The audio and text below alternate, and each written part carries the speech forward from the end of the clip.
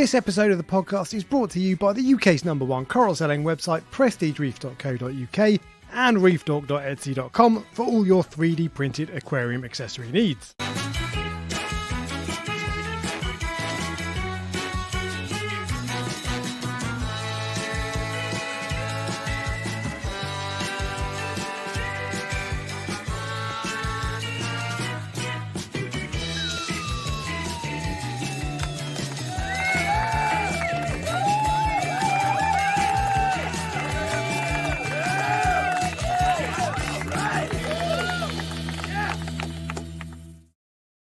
What is up, YouTube? Hello, everybody.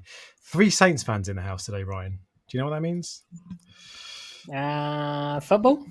Southampton Football Club. I've just noticed there's 2. So I'm a Saints fan, unfortunately. And there's 2 more of us in the chat, drowning our sorrows because yesterday was pathetic. No one wants to hear about that. No, including me. Exactly. Today, we're going to be talking about quarantine and whether it is difficult or easy. Spoiler alert, it is not difficult. True. But there are some things that are a little bit fiddly, and so it can be difficult. But we're back on. So there's no what's his face. There's no guest this week. So we're back to the normal format. Last week was I actually really enjoyed last week, and I wouldn't mind doing totally. it occasionally where you had someone like that. Like, if do you see what I mean? Because it sort of mixed things up a bit. So I'm glad you said that. I really enjoyed it, but I did think afterwards I don't want to do that every week. No, definitely not every week. Basically, what we're saying is we like you, Brian. So if you want to come back, let us know. But that's it. I do like the idea of doing it occasionally because it was really good fun. We did say we'd do the what makes a good LFS stream with him when he launches his whatever he was like the campaign, whatever. Yes, yeah. So that'll be good. And also, I was thinking Elliot from Marine Collectors. I might give him a shout and ask if he would be free. Yeah. Because he's one of the people I've been watching as part. I've had to do all this hospital tank, this quarantine treatment, all that sort of stuff. And he's one of the people I've been watching. He's really good because they do that for a living, basically. So I thought he'd be good to chat to. Someone just said, "Is the audio low?" But I don't know if that's us or if that's them. I'm going to work on the... Mine's as usual, so it might be wise. Maybe you need to turn the sound up. I'm just saying, just an idea. Yeah, my mic is fine. So and mine it seems to be fine too. So I mean, I don't know if he'd even be up for it. It's on a Sunday, so yeah. Do you want to lose your Sunday afternoon to talking to 2 dickheads like that? Yeah, because it would be the afternoon as well, wouldn't it, for them? Yeah, but so I've not even asked, but I thought about after the show. I was like, actually, he'd be cool. So maybe, but anyway, that's for another day. Because I just don't want to end up with guests, regularly. Even like you'll miss me too much if we. Then again, last week it was almost like a chat between me and Brian for the first half of it. I very rarely go back and watch and listen to these. I know you listen to them, I think, every week, but I very rarely do. And I did listen to the last one, and it was only while listening to it I was like, oh my God, it's like hard to get a word in. That was good. It was good. You see what I mean? Yeah. That was good. It was just because it doesn't matter who's asking him the questions. It's pulling the information out. But we're going to be talking about quarantina, but because we've had 2 weeks of no proper live stream, proper in inverted commas, we've got other stuff to catch up on. I tried to get in most of the member questions last week, but I failed. And I think I managed to slip in about half of them. We've got a few member questions to catch up on, and there's a ton of news because I didn't do any news last week either. And have you got 6 Coral of the Weeks and Fish of the Weeks to do now? No, I have 1 Coral of the Week and 1 Fish of the Week. Okay. I turned up with homework this time, but interesting. Yeah, although I actually have 6 new fish to talk about. So we can just pick let's start each with of those. With your week briefing. You've got 6 new fish. What's that? Okay, so the 6 new fish I went for now are not great choices for most people. So I went for a powder blue tang, which is risky because of white spot. Oh yes, you've told me about these, and I had question marks about all of them. I went for a convict tang. So all of these fish are going in the water box, and they are all currently in quarantine. So this is actually a good. This is a good time to be having this live stream. I went for a powder blue tang, a convict tang, a Nasotang, a blonde Nasotang, because obviously everyone knows blondes have more fun. That's an inside joke between me and Alex, and that's why he laughed. Inside joke. So yes, so a blonde Nasotang, a Flymo Blenny, and a Flame Angel. I think that's all 6, unless I've missed one. But I think that's all 6. Someone will tell me if that's not 6, but I've lost count. But now, yes. So the Flame Angel obviously might eat coral. Actually, the Nasotang's not a big problem. The Convict Tang and the Powder Blue could potentially be a big problem. Nasotangs are fiddly, fussy eaters sometimes. They can be, yes. That's true. Now, the reason I actually got the Nasotang is because I've found previously with a few different Nasotangs, if you have lots of tangs, if you have one big one and the one big one is the most peaceful tang of them all, it usually keeps all of the other ones in check. Yeah. Okay. So, and it's interesting because I thought to myself, it's a bit risky putting these all in quarantine together, but I put them all in. Not a single, there's not a bite mark, not a scratch, nothing. Occasionally they will display to each other, but I was surprised at how little aggression there is in that tank. This is all in your. How big is your quarantine tank? Did you work it out? 100. I think it's 150 liters. So it sounds like a lot. Yeah, I did get the bigger one. But they're all small. They're all small. And I have taken bacteria out of both the coral farm and the water box, and I also dose bacteria as well. So, and I keep an eye on ammonia. Okay. If there's no ammonia, then it's fine. So, I'm having issues with that, but I'll come on to that later. So I got the reason I got them is because I realized that the more, and I've said this before, the more you try to keep stuff out of your system, the less fun the tank actually is. So the more pests, the more fear you have of pests and disease, and what you need to do to prevent them. It's just so I've not added any fish to the water box for 6 months because, but that's not what our tanks are about. They're about adding stuff and growing them and building them. So I thought I'm just gonna go get a load of them all in one day, quarantine them all together, and I will have a second quarantine tank as well. And the next time I will probably relatively soon in the next 2 weeks, I will get another load of fish, and then I can put them all in at the same time. And then that's done for fish. So I can go, right, now I can just add corals as and when I want. It's slightly different to adding fish because you have to quarantine them. Although some people will say you should.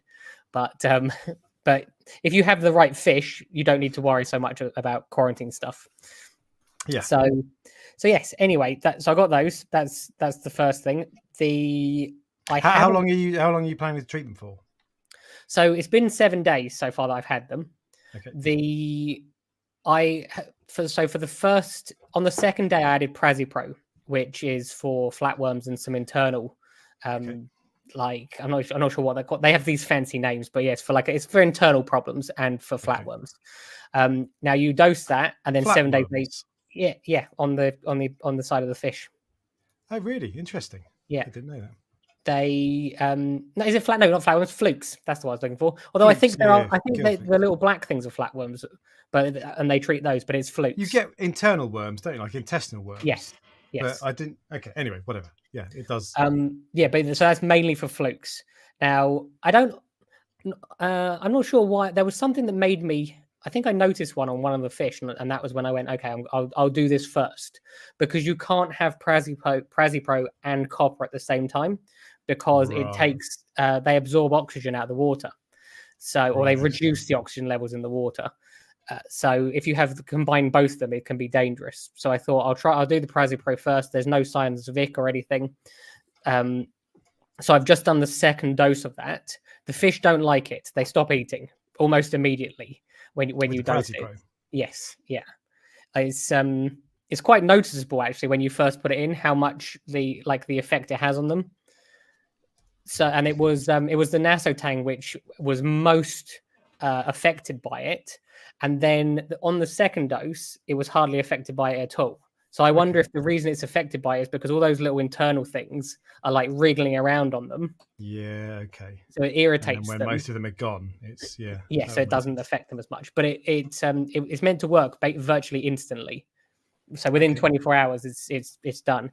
And the other thing that's interesting is it actually leaves your tank. You don't have to do you are meant to do a water change, but the stuff that's in it it has either I think it gets consumed by a bacteria, I believe is what it is, and then it just is not there anymore. So because the stuff that's in it is praziquantel. Correct. Yes. But where do you get Prazipro from? Can you get it in the UK? I got mine off eBay. So I think did it come from the UK though? Yeah, it came from the UK. Right. Yeah. Okay. It's an American bottle, so someone's probably brought it over. It's expensive and it's in these little tiny pots. Yeah. But actually, that's it. It says freshwater dips for new fish is a good way to tell they have flukes. That is how I know they had flukes. So that's the first before they go into quarantine. I do a freshwater dip on them, and that was how. So I treated them. The convict tang and the powder blue tang are showing signs of ick now. So which. For the first time ever, when I saw it, they're not actually, there's no dots on them or anything, but they are, they do that scratching thing. Yeah. Now, that could be the medication that's causing that's irritating them. Yeah. Or it could be like a parasite. Now, hopefully, this is going to sound weird. Hopefully, it is the parasite. And the reason I want it to be the parasite is because I can treat it. And then once it's gone, it works. Yeah. Okay. Do you use RO or tap water for RO water? Dips? Okay. I heat it up to the same. I wouldn't use tap water, definitely not. Obviously, I know you can put dechlorinator in it, but I just use RO water, and then I increase the pH, so and match the temperature. And I've never had a problem with doing it. It's quite frightening at first when you do a freshwater dip because they go still. I've done it once. Fish goes completely still, lies on its side, which is what they do when you use clove oil, actually. Or when they're dying, basically. Clove oil is to euthanize fish, for those who don't know. And so it's like, so when you see that, you're like, oh my God, this is horrible. And I panicked and took him out early when I did it. See, I don't do that. So I don't let the fish lie down. So if you have just a little stick that just keeps it, not chasing it, just gently, just moving it, they will stay and they'll keep swimming around. And I sit with them for 5 minutes, and I've never. Why do you do that? What's the purpose? For flukes. Flukes is the main. No. But why do you move them around? Why don't you just let them be? I actually don't know. For some extent, it's probably my own personal. Like if it's swimming around, it's healthy. If it's lying on its side, it might be dead. So it's partly it's my own personal thing, and partly it's probably about oxygen getting over the gills and stuff like that. But it probably is just made up in my head. It feels like it. If it's lying on its side, it probably wants to be there. So poking it. But anyway, whatever. I don't poke it. I know. I just stimulate it. Oh God! This turned for the worst, didn't it? It's got dark. Like I just give it something else to think about rather than the fact that there's no. It's getting even. All right, so we'll move on from Ryan stimulating the fish by giving it something else to think about. And what? Okay, so anyway, that's your treating. Yes. So as I said, they now have ick, or they appear to have it. It's not velvet because they would have had serious problems by now. Yeah. But whenever you're doing quarantine, the biggest issue that I find is the ammonia, which I think is what you found, isn't it? Totally, yeah. I don't know how accurate those ammonia checkers are. I think they're pretty accurate. So, but they said they don't give you a 1 part per million update or 0.1 part per million update, or whatever. But they've got 4 zones, haven't they? Safe, alert, you want to do something, and your fish are dead. Basically, are the 4 zones. So you want it to be in safe. And whenever I've tested, if you take one of those discs out of a tank that's got ammonia in it, like when you're cycling, and you put it in newly mixed salt water, excuse me, it changes to safe color almost instantly in seconds. So it does work, and it does work quickly. And mine is currently showing at alert level. So I did a 50% water change today. Alert level. So my understanding is, I can't remember what the part per million is. I think the one above alert level is 0.2 parts. No, I think it's 0.02 and 0.05. I think is what they are. That's right. And 0.02 is the point when it's like I was watching one of the quarantine videos I watched said 0.025 is when it's a real problem. Like it starts to burn their gills and stuff. So if you've got to do something major then, but the level I'm at still makes me think, well, that's still a problem. So I'm going to do another, I probably won't be able to do it today. I'm going to do another 50 or 75% water change tomorrow because I just don't like anything being in there. So Yeah, because do you get that feeling when you walk in, you're like, are they all live today? Like when you first look in the morning. You know what? I don't at the moment. I did at first, because day one, the first day I moved the gem tank over, he died. Yeah. Then 2 or 3 days later, or 2 or 3 days after I started adding copper, the pipefish died because of copper, unfortunately. But since then, everyone's been absolutely fine. And every time I go in, they all look great. And actually, they look like they're having a good time. Yeah. I thought they'd look stressed and all this because I'm running 2.5 ppm copper. I ramped it all the way up.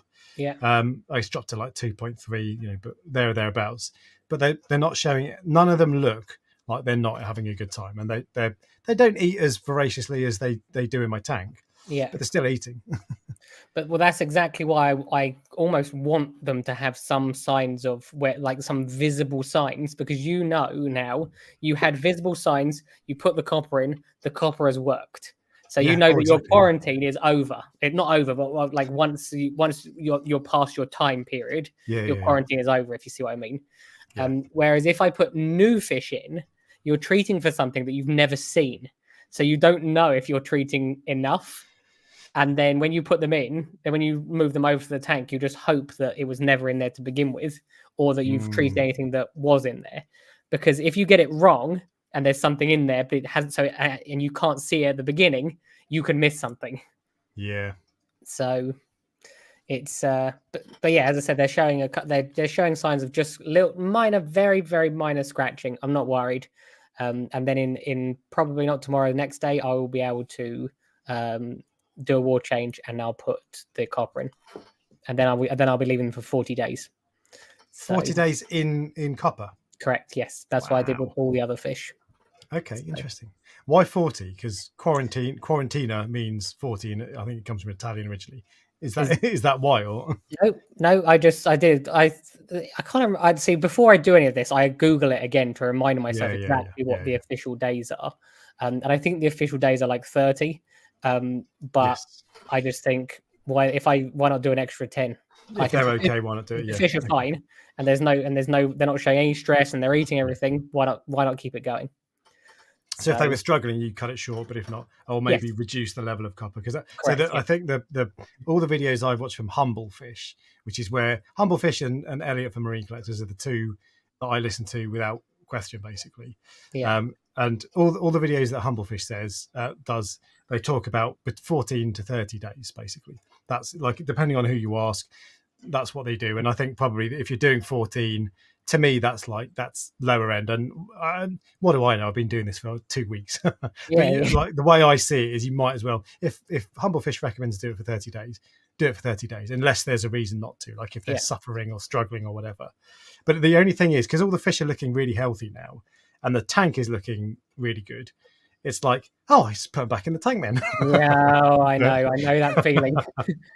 It's the reason I'm doing it for 40 is mainly because, like, you go through all this effort of doing 30 days, and if you just happen to get it slightly wrong and it doesn't work, you have to start from the beginning again. So I'd rather just do those extra 10 days and not worry about it. And even maybe an extra 10 days with no copper, but I don't want to finish. Oh, I see. 40 days of copper seems excessive to me. But what I plan on doing 30 days, and then when I've got 30 days, I'll water change the copper out over a few days, and then, to be honest, because I've got to leave my tank fallow for 3 months, they're going to be sat in that tank not in just normal fresh salt water with no copper, no medication whatsoever for about 2 months, 6 weeks, something like that. Yeah. So someone just said, what if all the fish get sick on the 31st day, you start again? That's how it works. Yeah. That's how it works with quarantine. That means you've got something wrong. if that's the 31st day of copper treatment, you've done something wrong, exactly. And I think the level you're supposed to keep copper at is between 2 and 2.5 parts per million. I found it a couple of times I've tested, it's dropped a little bit. It dropped to 2.29 today. 2.3 basically. And the Hannah checker is bound to be off a little bit. But you're also doing water changes, aren't you? No, but I do water changes with copper water. So I match the copper, the levels in the new water of copper. It's really easy. It will come with, this is kind of, I was hoping we'd do weekend reefing and like segments, but we're just kind of blending it in. So, but anyway, so I find it's really easy to match the copper because when everyone's talking about if you do a water change, it's got to have the same level of copper in the new water, and it sounds complicated, but it's not. Because I've got two 20-litre buckets, so 5-gallon buckets. So I put 20 litres into there are online calculators. If you Google copper power calculator, it will say how much water have you got? 20 litres. What is the level of copper in that water? 0. What level do you want it to be? 2.5. And it tells me to add, I think it was 7 millilitres or 6.9 millilitres of copper power. And then you do that and you test it and it's bang on. Yeah. So as long as you measure out as long as you know how much is in that bucket, it's spot on. So actually that's what I've been doing, and it's really easy to get it right. In fact, you can't really get it wrong if you follow a simple guide. Yeah, it's the same as when you mix salt. When you put salt in, after like 10 times of making your salt, you know exactly how much goes in, and then you don't even need to test it anymore. Exactly, and it's even easier because copper power is liquid, and so it dissolves. Or it doesn't dissolve. Is that the right word? It blends in to the water, mixes in instantly. Yeah. So. Okay. Would you like? I can keep going on my week in Reef if you like. Go on. Yeah. Are we going to just be all over the place today? We'll be all over the place. That's what happens when we have a guest. It throws us off, doesn't it? So, other than that, work experience guy is no longer work experience guy. He is now paid work experience guy. So he's now just work guy. He's just work guy or just guy. Well, he's a subcontractor. I think he's not an employee, is he? Do you know what I find interesting? Whenever I post a picture of Sam, or if Sam's in one of my videos, people absolutely love it. And at the show, people ask him how he's getting on with his studies and everything like that. So, I think he's obviously I find him a very likable person, but it seems that all the people that follow the channel find him very likable as well. Totally, yeah. And I absolutely love working with Sam because it makes me accountable. So when he comes here, we put in an intense day of working. It could be anything. It could be taking pictures. It could be uploading stuff to the website. There is some more stuff on the website now than before. Don't say, look, it's mainly the Zers I put back in stock, if I'm honest, so you won't be interested. And some of them have been bought already. So don't bring up the website because you're going to tell me that I've not changed it. No, I'm not. Often whenever I put new stuff up, it gets bought straight away. The first thing I thought was that's a really good photo of an Arctic sower. Is it? Well, that's good then. Yeah. So 1 second. Someone upstairs is making too much noise. I don't know if you can hear that. If you can hear it, I'll tell her to stop. But okay, fine. No, your microphone's not that sensitive. Mrs. Reef Dork is sanding the wall this evening, and I was like, it'll be fine. You won't be able to hear it. It's throwing me off. I keep hearing da da da da da. I'm not sure what she's doing. I think she's like moving furniture. Maybe she's stimulating your fish. No, only I do that. So that's not qualified. So work experience guy came back. We did loads of fragging, literally loads and loads of fragging. We're also Did you make a video? We have made a video. I had to go out today, otherwise I would have posted it today. We are taking out all the coral trays, and you know how they're covered in coralline algae. We're getting them all clear, all the coralline algae cleared off them by putting them in citric acid and RO water. So that's and it makes such a difference when you see the corals. It makes such a difference with how they pop on the black background. And I just thought, if I was willing to do it for Aqua, why would I not be willing to do it for my own shop? Yeah. And at the same time, I also am doing all the MP40s. So okay. Oh wow. Yeah. Well, it's nothing. When was the last? You've done that once since you've had them, right? Yeah, pretty much. I've done it once, and I didn't even do it properly. I sort of just kind of scraped some of the algae off and then put them back. Whereas this time they're all going in. I've got an extra one. So I take that off, put the clean one on, and then just move one at a time, move around the farm. And I've done all of them over the last week. So that's that. Finding someone who's good and reliable in any business is is so important. And as I said, I cannot express enough how brilliant he's been. What else have I done? Painful week this week. My pet shop license is up for renewal. It's like £400 now just for the privilege of selling. It's actually more than £400, I think, for a license. So that hurt. Because what they do is they come round for like half an hour and they go, "Yep, everything's fine," and then they leave and they go, "Here's £400 bill." It's an expensive piece of paper. It is an expensive piece of paper, but so you can't get 5 stars on your pet shop license, unless you've had 3. I think they visited 3 times. So I think in the first year they visit twice. So they do the 1-year licenses, then they do 2-year licenses, and I think they do 3-year licenses. And you can't get a 5-star pet shop license unless you're on the 3rd year. I believe that's how it works. So this year I'm going for 5 stars. Oh, excellent. Because I'm on 4 stars, but the lady said to me, you literally cannot get 5 stars this early on.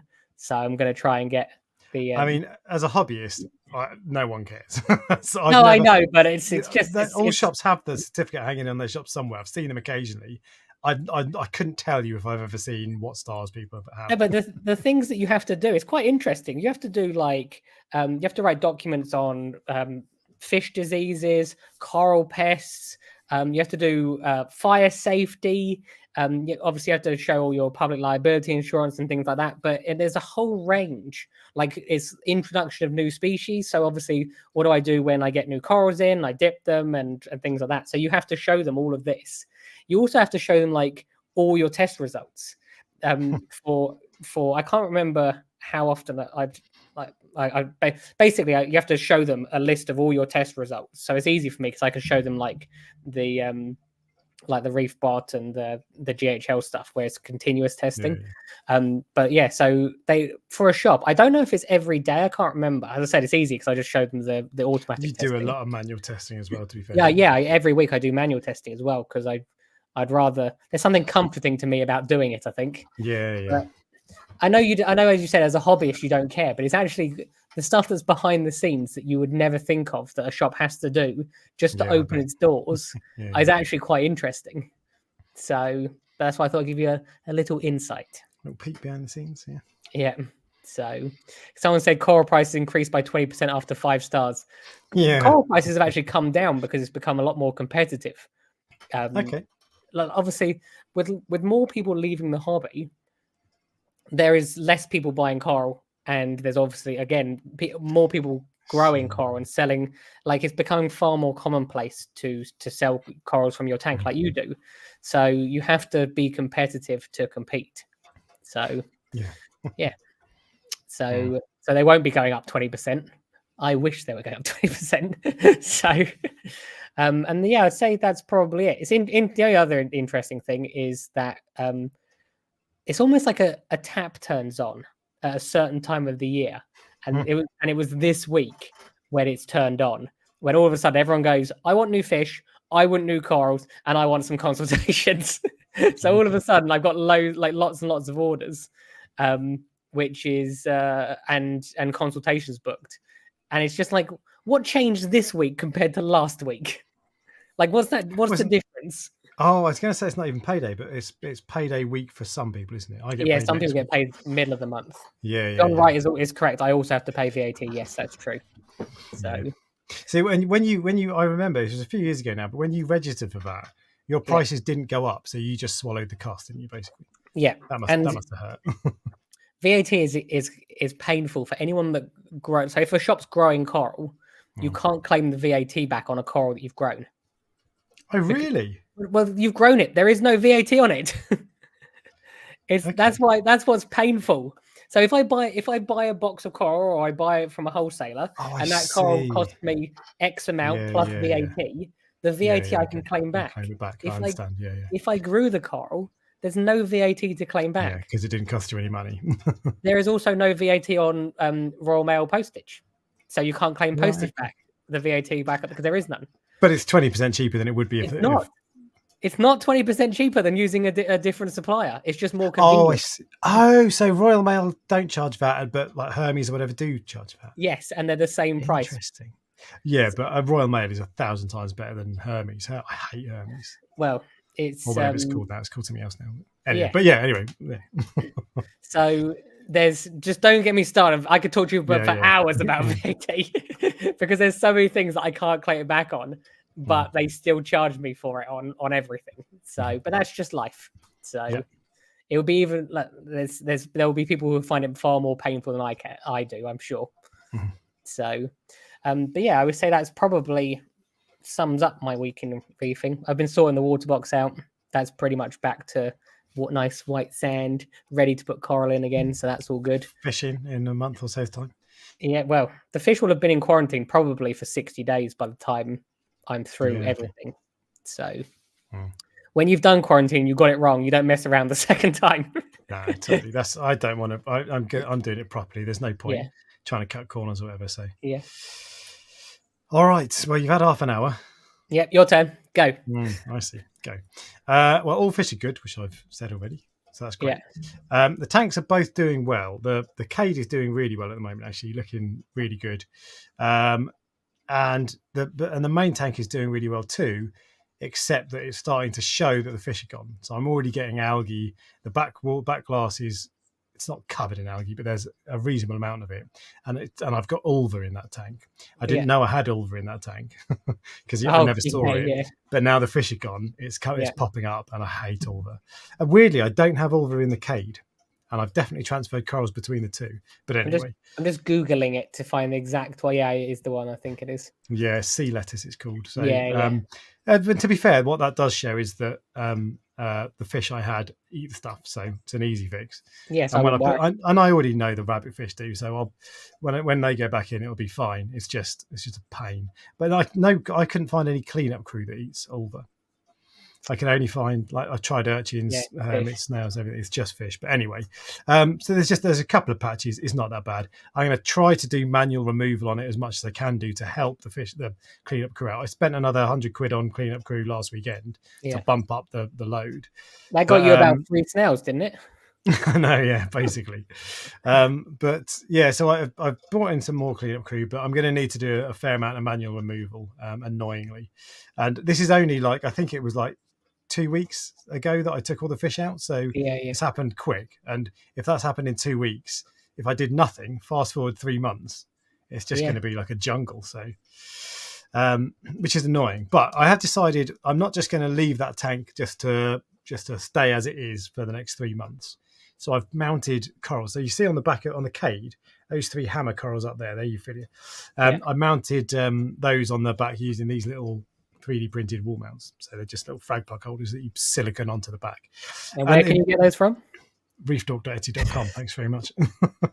They're really cheap as well. Anyway, so on the cade tank before, that scape was really low, and because it was the scape I had from my Fluval Evo, and when I transferred it over to here, I kind of liked it, but it looked too low. It's like a third of the way up the tank, maybe a tiny bit more, but it was too low. But now I've put those on the back, it looks amazing. It looks so much better. Yeah. So I've done that in the Red Sea tank as well. I'll make a video on it this week, but I've put SPS in there.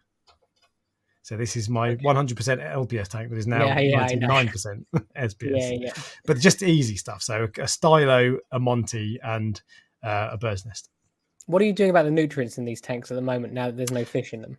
At the moment, it's okay. It's not really changed much. And actually, it's made it easier to bring down my phosphate because I feed a bit less. Yeah. But everything's still in range. You are still feeding? I'm still feeding. I'm not feeding as much though, and I probably need to do regularly. What I'm trying to do is where's the pellets? Here we go. So this is by my cade tank. I feed these pellets, Vitalis LPS pellets. Yeah. So I'm trying to feed the corals. Because I've got to turn all the flow off and put my hand in and manually add it. It's a pain, so I'm not going to do it every day.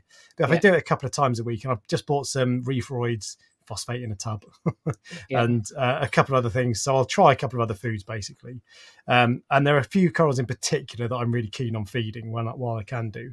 But so that's part of it, but I'm just going to the days I can't do that, I'm just going to throw a cube of frozen food in there and make sure that I keep, because obviously the risk is that they zero out. So that's what I don't want. So and you need to keep feeding the tank, even if I'm just putting frozen food in, none of it gets eaten by any of the corals, and it just goes around the tank, decays, and then ends up in the filter roll or whatever. That's good. So that's what I'm trying to do every day. Do that. I do miss it though, as in sometimes I find I'm like, I didn't feed the tank today because there's no fish in there. You don't think like when you've got fish in there, it's a pet you need to look after. But when there aren't fish in there, you don't think to yourself, must feed the tank today. So it's easy to slip. I like how you also said, I can't be bothered to put my arm in the tank, as if it's like this really big burden to take apart of fish food and then just put your arm in the tank. There are tiny little micro things like this that are a tiny inconvenience that is enough to be a barrier. The only reason I thought I'd mention it is because there are so many people that are exactly the same, including myself. If your hand has to get wet, you don't want to do it. It's not happening. Yeah. Which means I'm probably in the wrong job if you think about it.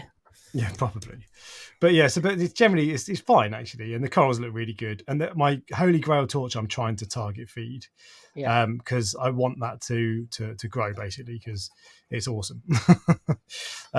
So and a couple of acans as well. Although the acans, so I got some acans in the cave that are really nice, but they're only nice when you look at them top down and when you look at them up close. They got a load of colours there. Yeah. But when you look at them, when you turn around and look at them, it's like they just look red.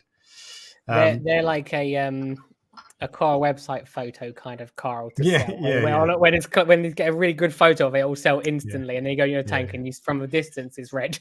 Yeah, exactly. But they do look good when I go top down, and I've got no cover on that at the moment because I don't need it. So when I look top down when I turn the flow off, they look really cool. Yeah. And some people say that feeding acans brings out the colours, so I'll give that a try. Yeah. But yeah, there's this was hilarious. So you would have seen this, Ryan, on Instagram. I might have even sent you. I think I just posted it on Instagram. But this week, a couple of weeks ago, I bought this, which is a UV sterilizer to go in the cage tank. I did see it. And I'm going to share the screen. I'll show you what happened because I decided, you know what? Because this is brilliant. The reason so I'm going to make a video. As a general rule, if I buy something myself, I don't tend to make a review of it because I'm not obliged to. If I'm given something, I have to make a review because that's why they give it to me. But if I buy it myself, I generally think, I can't really be bothered, especially if there are reviews out there already. But I bought 2 of these Delta UV sterilizers now, one for the main tank and one for the cade, and it's brilliant. And because I love it so much, I thought, right, now I've got one, I can hold it and show the camera, so it's a really easy review to make. So let's do that. So I was like, let's do this before I install this. I'll make the review of it. All right, and so I tried to do that, and then this is what happened. Just turn the sound on. Oh, you have to watch it a few times to get it. There's no sound, by the way. I know there's no sound, but basically I hadn't plugged the bulb in properly, and so when I think people would have got the last word from that even without sound.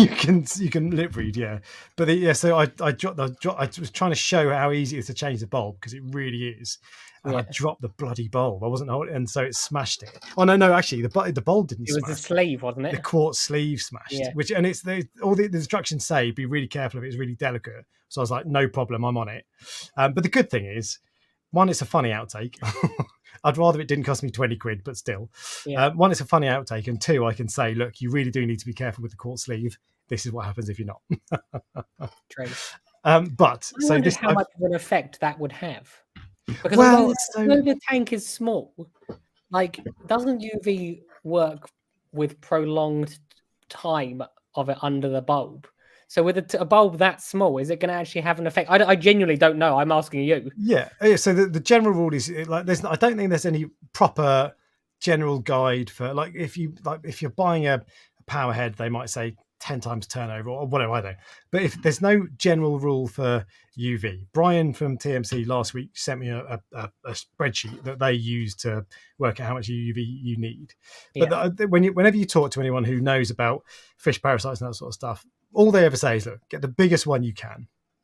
And actually, if you look at, so I did have, before this, I had an Eheim 11 watt UV sterilizer. And I think they say that's rated up to 700 litres, 800 litre tank, something like that. And and this is a 10 watt, and I'm using it on a 100 litre tank. So, I would, if I'm honest, 10 watts is still not as much as I'd like, but this is small and compact, and anything else that's bigger is too big. Basically, it just won't fit. So that is as big as I can get. Is 10 watts enough? It's better than nothing, and it's actually that's what I mean. Like pretty solid. Why, depending on what tank you have, does the UV sterilizer get bigger? Because the same amount of water is going through it. So I don't think it is though, is it? Because if you've got it, it depends on the flow rates and all that sort of stuff. But why would you? It would be ridiculous to use the same size any filter on a tank that's 100 liters and a tank that's 700 liters. Okay, so let's look at it in a different way, where you go this many watts is what's needed to kill this parasite. Yeah. So either 10 watts is enough to kill that parasite on every tank, or 80 watts is enough to kill that parasite on every tank. But they can't both be right. Well, of course it can, because there'll be more parasites in the bigger tank. I don't know. Anyway, no, I don't know the logistics, but it's a controversial subject because nobody even knows it works. Yeah, maybe, but it makes no sense to have a small one on a big tank, basically. But anyway, you understand what I'm saying, don't you? No, actually. Do you actually not? No, I genuinely don't. I don't understand why a 10 watts works on a small tank, because let's put. Oh, it's hard to describe. How do I put this? Because you're treating something. You're trying to kill something. Yeah. So if you're trying to kill something, you need a certain level to kill it. So 10 must be enough to kill it. So then you don't need 80. Do you see what I'm getting at? Kind of, but it's not like... You always say kind of when you just want to move on and ignore me. Basically, yeah. But anyway, I'm just going to move on because... Okay. But yeah, so I smashed that, which was really annoying. But I have ordered another one. It was 18 quid for a replacement sleeve. But it wasn't in stock. It said available from supplier on the website.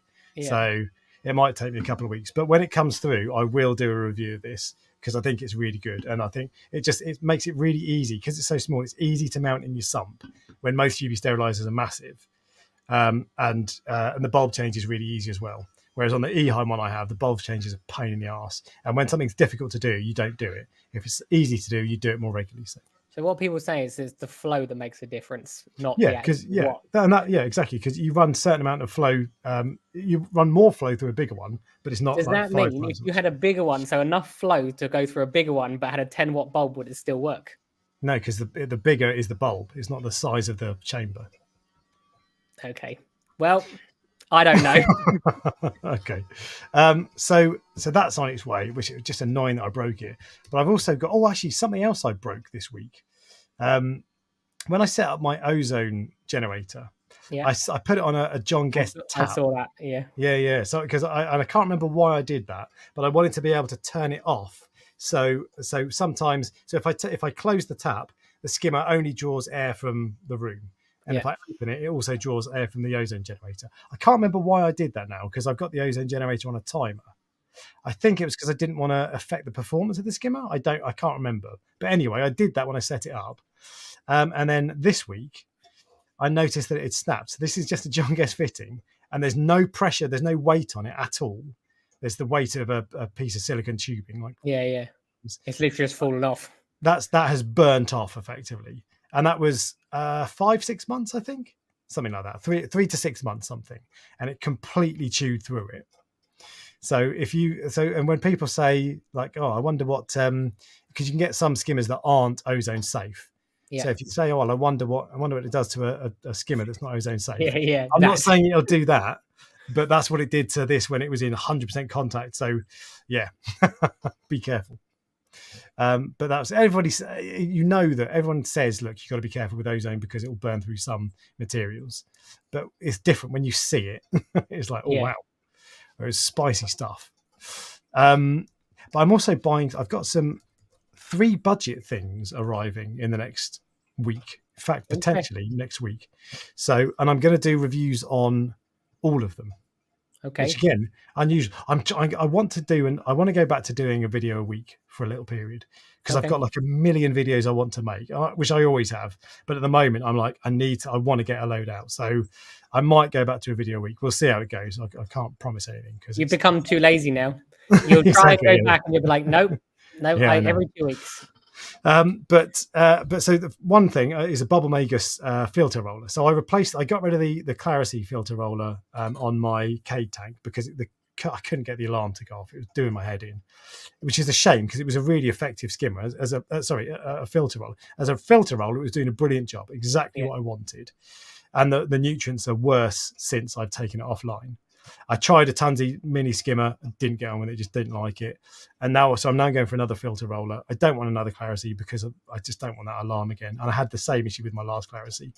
But I decided to buy a Bubble Magus one.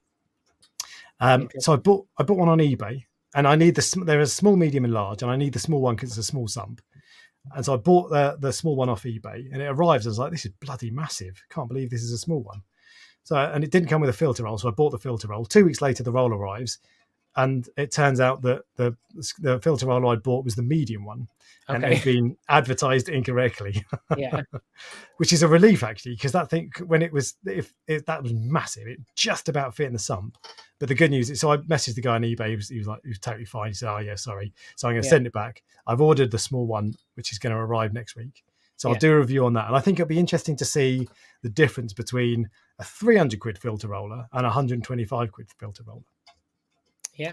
And I can already see there are some differences. The design isn't as good on the Bubble Makers as the best filter rollers. I don't know why you're messing around. Like, I know you like your Red Sea one. I like my Red Sea one. Everyone likes their Red Sea one. Why wouldn't you just go for a Red Sea one? Mainly because I wanted to try. To be honest, the ones I thought were the small Red Sea one, not the Nano one, the one up, and the Reef Factory S. And I had a Reef Factory small version that I sold recently. Probably should have kept that because it was really good. But when I decided to buy one, I was like, I want to see what this Bubble Magus one is like. Is there a reason? Is it 125 quid because it's rubbish? Yeah. Or is it actually just as good as the others? I think the answer is probably it's very effective at its job, but it's missing a load of features that whether that's worth 3 times the money is another matter. But I'm too lazy to be like that. I don't want to have to learn a new set of instructions with the new filter rolls. Like, nah, not for me. Yeah. I'll let you do the experiments. There you go. But it'll make an interesting video as well. I might not get a ton of views, but I think it'll be worthwhile for people who want budget stuff. Yeah. 2 other budget things I'm getting. So I've ordered the Jekod MP40 equivalent, the DMP40. Yeah. And I'm going to make a series of videos on it. Basically, I'll do a comparison between the actual MP40 and the Jekod one. I'll do a review of it, all that sort of stuff. So that's coming next week. And go on. No, I was just saying I've seen a few different things on that already. Some people are happy that there is a new, cheaper version. Some people are annoyed that it's a copy of something else which has already previously existed. Mm-hmm. So it's people seem to have different opinions on this. But what I found that was interesting was because there are plenty of other things that they have also copied. So why is this one the thing that people are most annoyed about that they've copied? Yeah, this is very true. And so at the end of the day, there's no such thing as a new idea, right? Everybody copies or iterates other people's ideas. Yeah. I don't know if there was a patent on the MP40, which is why no one else is. But I always wondered why it was never copied. No one ever. It must be that. It must be that. But anyway, I don't actually know. But now they have done it. At the end of the day, I'm sure if I was Ecotech and I'd made that, I'd be like, "Oh, you bastards, you've copied it." I'd be pissed off. But to be fair, I think the MP40's been around for about 10 years now. More than that, I think. More than that's a good run in an industry like this. So I don't necessarily hate that. And actually, I don't have a problem with that. At the end of the day, for the hobbyists, it's another option. And there will still be, I can already tell you what, I know what the differences are going to be between the two, because ultimately, like, the performance is probably going to be fairly similar, maybe to be seen. But basically, the Ecotech, even if, like, for some people who've got the budget, the MP40 will be the better option because it's got Mobius, which is a good app. You can integrate it with other stuff. It doesn't have the suction cups that look a bit ugly on the Jekod. Small things that probably aren't worth 3 times the price, but some people want to pay it. So I don't personally have a problem with it. I think it's good to have another option. And Jekod, I really like Jekod stuff generally. I think people are saying it's 20 years, it's 20 years generally.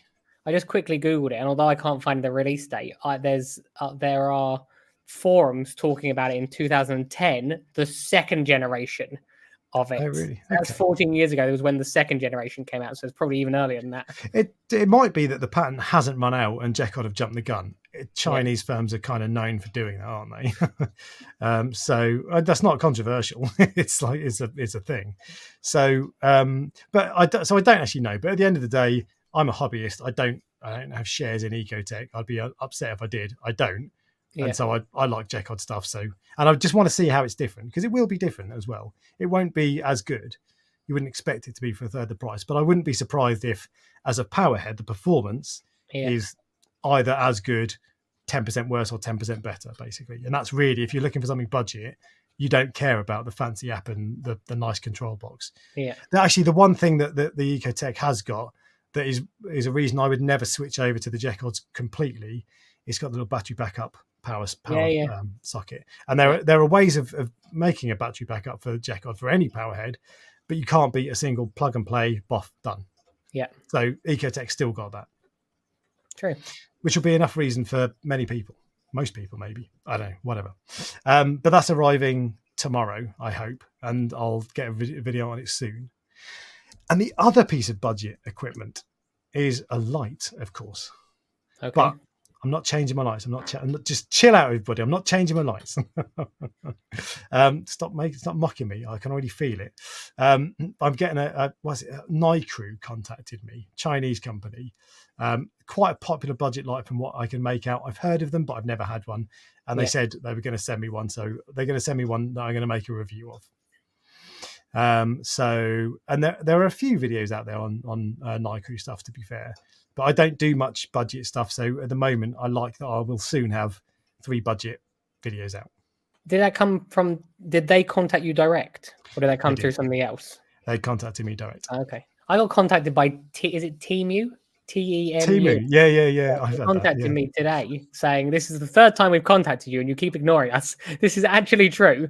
They said, we've got something that we want you to look at. Just reply to us saying if you are even willing to consider it.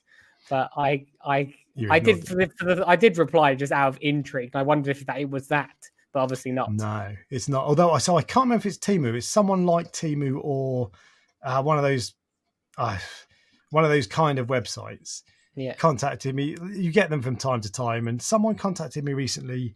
Maybe it was Temu, maybe it wasn't, and they said they wanted to do some kind of video or something, and I was like, I'm not interested, to be honest. Like, if you send me an aquarium product, I can get on board with that. Yeah, if you're gonna say to me, can you make a video about some nonsense like that chair company who said, do you want a chair? Yeah. No, I don't, not really. So it was just out of intrigue. So as I said, normally I think they're like fake or scam, and then I actually looked at the email. It is actually from them. So I was like, I get emails all the time that are 99% sure are scams, but I actually quite regularly get emails that are not scams, but they're from small companies you've never heard of, or places like Temu or whatever. Yeah. But I have no interest. Hugger, there's Hugger, whatever it is. Yeah. They make cheap stuff. They contacted me not long ago and said, have a look at our lineup. Do you want anything? I was like, it's just not really. It's not for me. I can't get on board with it. And there's no point me making a video if it's something I don't want. Everyone said that we're going to be sponsored by Raid Shadow Legends, because that's true. They are everywhere. The old DraftKings. So I don't. It wouldn't be a good fit. Temu, basically. I don't use Temu either, so. Neither do I. I don't really know they are. I wonder I wonder if that's where you got your MP40 thing from, but obviously no, not. AliExpress as well. And I don't even I think it's like AliExpress, kind of that sort of kind of website. I don't even like AliExpress, to be honest. I very rarely buy stuff off it. The Jekod is only available on Ali, as far as I can see, anyway. But anyway, and I think that's everything for my week in reefing. There you go. So. Which moves us on to member questions. Is that what we do next? Member questions, yes. We're just winging. I know. I've got a few to catch up on from last week. First off, another one's coming. Gary, got it. Right, so for the 2 that I missed last week, one was from the Crusade, who said, how's the Bubble King doing? So when I got that Bubble King skimmer, which I paid for, of course, almost £1,000, and I opened it, the instructions were a bit crap. It was a pain in the ass to set up, and I was like, why the hell? And it feels nice, but So does a Nios. I was like, why the hell have I paid £1,000 for this? The pump is. I deliberately chose not to have the Bubble King, the fancy pump. I chose the cheaper one because it has a feed mode.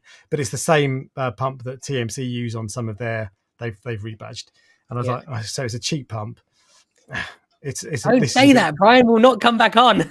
No, but they are cheap. They're not expensive. They're not. I don't mean it's like as in it's cheaper, 200 quid, whereas an Ecotech is 400 quid, for example. Yeah. And there's nothing wrong with cheap. I buy Jekon all the time because they're very good. But that was my first impression. I just thought, oh my god, this was a waste of money. I can't believe I've done this. Now I absolutely love it, and it was. I actually think it's. I don't know if it's worth £1,000, but I don't think it's bad value because skimmers are really expensive now anyway. So like 10 years ago, a Bubble King skimmer was much more expensive than the next skimmer. Now it's still more expensive, but it's not a huge gap. And it's fantastic. It's so good. For the performance is amazing. It pulls out what makes it good? I'm intrigued. The first off is quiet. I don't hear it. And the pump is really good. It's got a feed mode. I love the feed mode. The performance is brilliant. It pulls out thick poop, basically. As good or better than any skimmer I've had in terms of pure performance. And the only thing you have to unscrew the skimmer cup to take it off. It's not like a rubber gasket. You have to unscrew it. And there's a little drain plug that catches on the skimmer, one of the skimmer parts. So every now when you unscrew it, it goes tup tup tup, and you have to tuck it in. It's a little bit annoying, but that's it. That's the only thing I don't like. And the skimmer, when you take the skimmer cup off, the skimmer neck, the bit in the middle of the cup, just pops out. And you pop it out, and all of the goop floods away, and it's so easy to clean because of that. So it's brilliant. I absolutely love it. It's really. So really it is worth it then. I don't know if it's worth £1,000. It's worth £999. Well, I think it was 980. Because at the end of the day, whilst it's brilliant, I've never had any other skimmer in this tank, so I can't compare it like for like. And I can say, well, it's done better than before. But if I set up a Nios in this tank, would it do the same job? True. Probably similar. Yeah. But it feels, and because the build quality is really good. And that's like the least important thing in the world. It's a skimmer. It just sits in your sump. You never touch it really. You touch the cup, but that's it. But actually, when you go to clean it, like all my other skimmers, when you clean the skimmer cup, you can never get it all off. There's always just crap everywhere, and like it just goes brown over time. This, because it's so smooth, it's so easy to clean it 100%. So the skimmer cup always looks brand new after I've cleaned it. There you go. So that's how the Bubble King's going. It is really good, actually. And the other question that I missed from last week was Edward, who says, just had to do some massive removal of a zoa that's trying to take over the zoa garden. Yeah, which is what happens. Are there any corals that are good at fencing off aggressive zoas, or is this inevitable? So this pops up from time to time, doesn't it? When people say, look, can I buy an aggressive coral to put next to a coral that to fence in corals? And the answer is probably not. I actually found usually it's something worse. yeah. So I've put zoas in my gonny garden basically, and that wasn't to do that purpose, but I did think, I wonder if they won't grow further because they'll get stung. And as it turns out, the zoas don't care about the gonnies. If a gonny stings a fabia in my tank, the fabia dies. If a gonny stings zoas, they don't care. I think zoas aren't a coral. Is that right? They're a different type of animal. It might just be because it's a soft coral. No facts here. But basically, I think it's a soft coral, hard coral. I don't know, whatever. For whatever reason, they don't care. So you might be hard pressed to find it. It doesn't mean you won't find a coral that could do it, but it's easy. You do, like green star polyps does it. But would you rather have a plague of green star polyps, or would you rather have a plague of zoas? Yeah, exactly. So I think it's probably a bad idea, and you've just got to deal with it. What people actually want to hear is, you get a torch, you put it next to, and then it will keep them at bay, but it doesn't work like that. The only thing that sort of keeps them contained is something that's a mat, basically, which will grow over them, and that's how I've got three different types of green star polyps. All of them do it. They will all grow over them. But they won't do bonsai work and keep them in neat and tidy. No, they'll just take over. So. Because eventually you'll have no zoas and you'll just have all green star polyps. So unfortunately not, basically. The only thing that you can do, or well, not the only thing, but one thing I've thought about doing but never have done in the past is put some putty around the area you don't want it to spread. And then when the zoas spread onto that putty, pull the putty off. But you'd have to do that every few months probably. Yeah. And when zoas start to grow, the growth is exponential. So, And just because a coral stings something doesn't mean that thing feels it the same way as other things. So, for example, Galaxia is absolutely lethal to most things, but if you put it next to a bubble tip, an enemy does not care. Literally doesn't even notice it's there. Yeah. And this is like constantly being bombarded by the Galaxia. The bubble tip doesn't even feel it, and it's probably similar with the zoas. Exactly. Yeah. So, just unfortunately, it sounds good. Sounds like a good idea, but it's not worth doing. Those were the questions that we didn't get to last week, plus a couple of others for Brian that I didn't get to.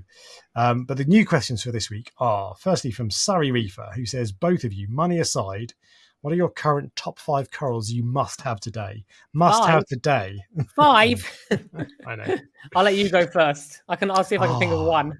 So I obviously I saw this question earlier than you, and I looked at it and I was like, I don't have a list of corals that I want. I have a list of corals in my head that I think I want some nice gunnies and some nice chalices, favias, and that sort of stuff. But there's no corals that I'm thinking. I haven't got a list of I want this type of torch, for example. Yeah. So I currently want Cyphastria, favia. Your Platygyra is nice actually, which will come on. It's well nice, isn't it? I do kind of like some. I would like some torches because I've got a Holy Grail torch that's really nice, but nothing else compares to it. So probably not going to bother. I've got some. I like the hammers in my my cave tank. Look really nice up close actually. So I possibly might go for them. But there's no. I think just like types of coral is what I want at the moment. I want chalices, gunnies, that sort of stuff. Yeah. But I couldn't tell you. I want this type of chalice or this type of gunny or whatever.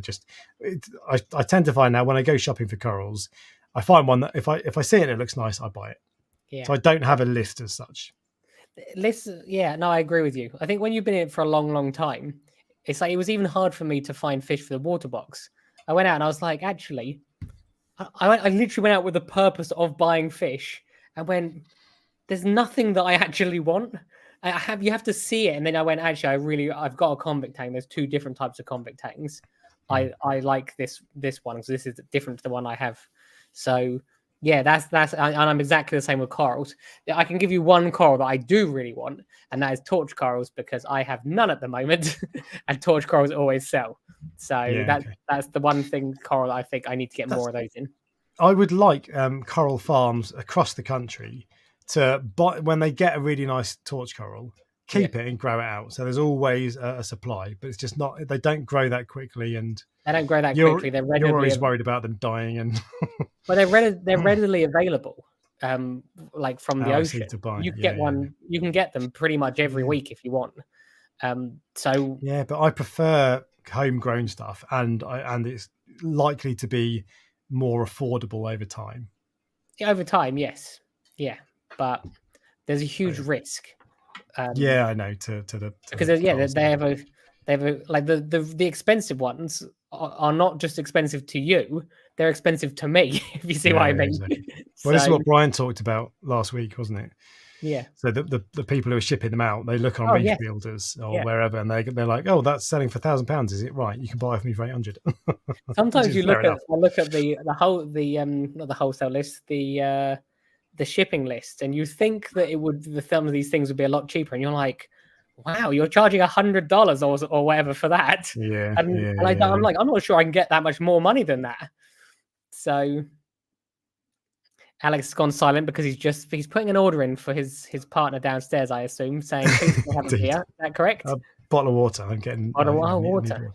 But yeah, so I don't have any at the moment. I know I go into Reef Keeper every weekend basically, and when I see something, I don't always see something I like, but more often than not I do. I went in today, didn't see anything that particularly took my fancy, but to be fair, your Platygyra is very nice, and I want a flag of that when it's healed. We'll come on to that, but there's nothing. I've got a list of fish I want, but I don't have a list of corals. I'll run through that list quickly. So when everything's sorted, yellow wrasse, coral croucher, geometric pygmy perchlet, yellow blotch rabbitfish, which you won't like because you think it's going to eat corals. Barnacle blennies. I want a group of barnacle blennies, Ryan. I'm just googling yellow blotched rabbitfish so I can be disappointed in you. That looks similar to the one you've got. Well, mine's striped and that's spotted. Oh. But they are. Apparently, they go well together. They play well. I thought about getting a fox face. I thought about getting a yellow fox face, just a normal, completely normal, like run of the mill. I'm now picking fish based on the black background of my tank. So if you look at the fish I got, convict tang white, powder blue tang like light blue, flame angel red. There's no dark fish amongst this list, and that's because I'm picking them based on the background. That's funny. So I'm choosing bright fish anyway. But anyway, that's the answer to the question. It was not really an answer to the question, but it is our answer. And the final question. Oh no, sorry, two more. One from Gary McConnell, who says, investment wise, are high-end mushrooms worth it? And what would you suggest? So I presume as in if I were to buy one and then knowing that I can grow it out and sell it on in the future. Yeah. They are worth it if you get something which is any coral is worth it if you get it relatively early on before it becomes a craze. The problem is you don't know what's going to become a craze. The bounce mushroom, you can look at America and go, actually, this is what's a craze in America, and then that craze usually comes here afterwards. The crazes that have been through have been bounce mushrooms and they paid for a significant portion of like the farm and stuff. They were like big business at one point, but it's died down now so much. Rainbow chalices were huge at one point. Torches were crazy at one point.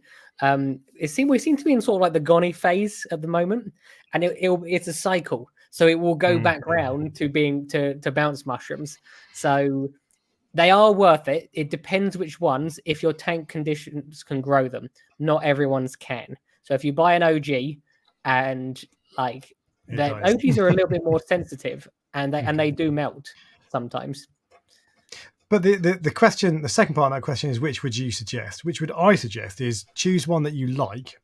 Yeah. And there are times, so I don't buy corals because I know I can make money on it in the future, whatever. I know you do, obviously, because you sell them for a living.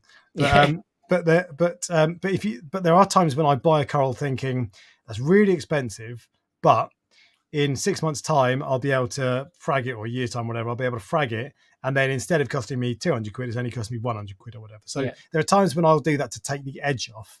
But I think it's always best, don't ever buy a coral thinking this can make me money or cover my salt or whatever. Buy a coral that you really like, and if you happen to be able to sell it in the future, then great.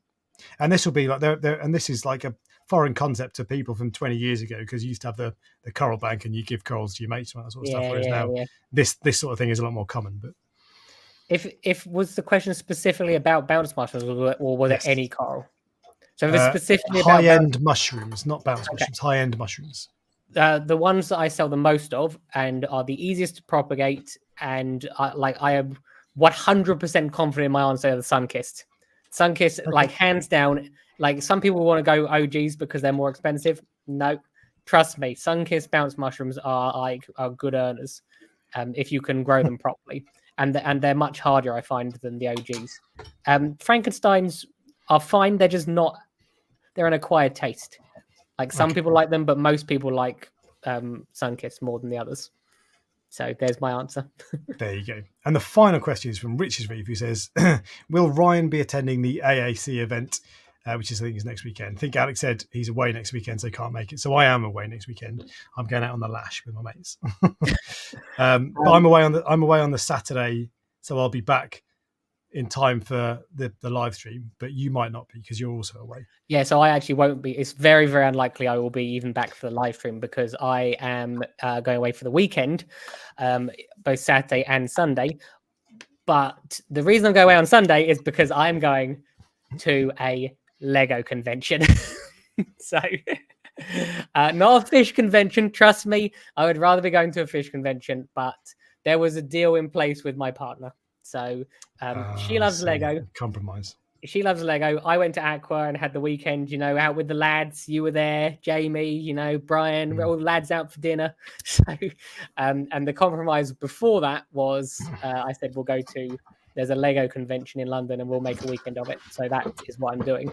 So yeah, I'm going to a Lego convention, and that's why I'm not going to be here on Sunday next week. In that case, I might not do the live stream next week. I might do a Q&A or something. I don't know. I'll have to think. The convention ends at 4. So yeah, but it's in London. It's in London. It's probably going to take me a couple of hours to get back. So I'll probably be back by 6. Okay, maybe, but you might be quite tired.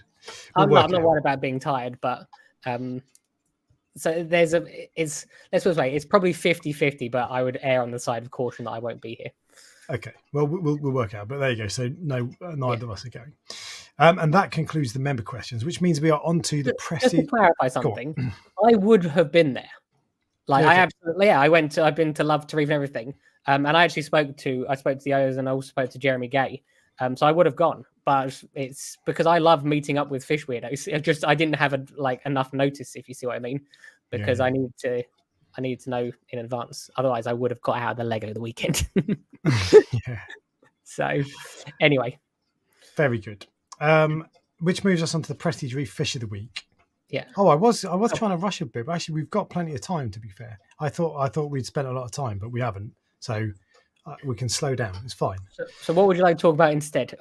No, nothing instead. But actually, so do you have a fish of the week? I know you got a coral of the week. Okay, so the fish of the week I'm going for is a red spot Flymo blenny. I don't know if there's other types of Flymo blennies. Isn't the Flymo blenny is also known as the normal lawnmower blenny, isn't it? Is it? Or is that just one of those things where common names get mixed up? But because a lawnmower blenny to me is a Flymo blenny as well. Well, if you type in Flymo blenny, they all come up pretty much. Well, the first 6-7 pictures come up as a red spot Flymo blenny. Okay, before I show a picture of that was one thing that came up last weekend with Brian, because he talks in scientific names. So every time he'd say the name of a fish or a coral, he'd use the scientific name, and I had to keep going. Hang on a second, and I was talking in common names. Yeah. And it's funny how there was that difference, and there were a couple of times when I got confused. So he said Forcipigia longistrorius, whatever I can't remember what it's called, which is, and I was like, is that long nose?